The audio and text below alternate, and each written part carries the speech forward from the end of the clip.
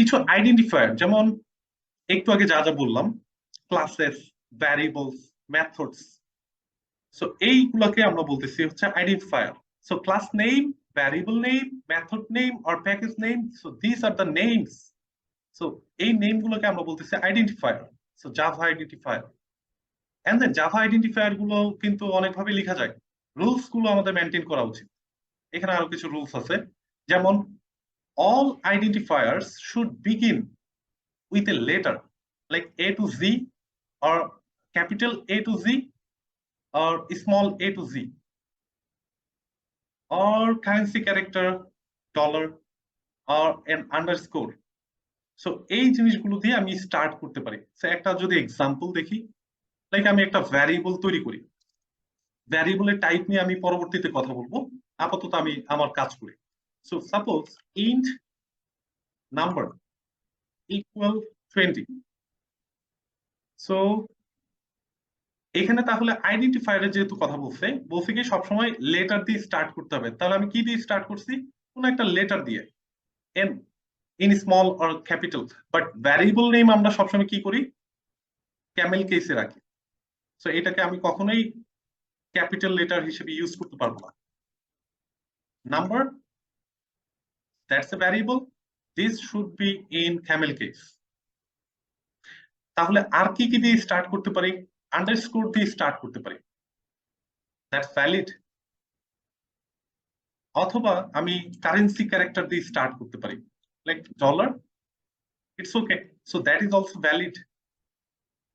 Okay, and then after the first character, identifiers can have any combination of character, like আমি dollar অথবা underscore অথবা small letter capital letter যেটাই দিই, তারপরে আমি যে কোনো নাম্বার অফ ক্যারেক্টার আমি প্রোভাইড করতে পারতেছি।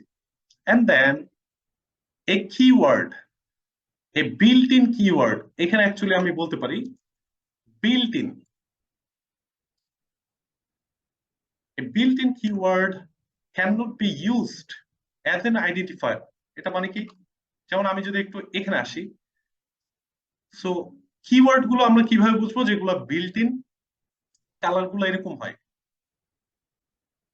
যেমন package, that's a built in keyword, public, class, static, void, so these are the also the int, so these are the built-in keywords, and we cannot use these keyword for identifiers. Like আমি যদি এখানে এরকম বলি void, that is false, invalid, because void is a keyword. void হচ্ছে কি একটা keyword, কখনোই আমি ভ্যারিয়েবলের নেম হিসেবে ইউজ করতে পারবো না। অথবা কোনো কিছুর নাম, যেমন প্রজেক্টের নাম, আমি কখনো কোনো একটা কিওয়ার্ড প্রোভাইড করতে পারবো না, অথবা কোনো একটা প্যাকেজ নেম। সো এইগুলো আমাদের মেনটেন করতে হবে। সো এখানে আমি কি বলতে পারি, অন্য কিছু like A or something, A two, okay. And then most importantly, identifiers are case sensitive. Like আমি যদি বলি a and another one string or int a equal something, okay, so same নামে কি আমি দ্বিতীয় কোনো ভ্যারিয়েবল ক্রিয়েট করতে পারতেছি না বা ডিক্লেয়ার করতে পারতেছি না, তাহলে কি এই জিনিসগুলো অনেক কেস সেনসিটিভ। সো কেসগুলো আমাদের মেনটেন করতে হবে, যখন আমাদের কোনো একটা নাম প্রোভাইড করব, কোন নামটা দিলে কনফ্লিক্ট হবে না। সো কনফ্লিক্ট যেটার জন্য হবে না আমরা সেটা ইউজ করব। এন্ড দেন লিগ্যাল আইডেন্টিফায়ার, তাহলে আমরা বলতেছি কোনগুলো, এগুলো।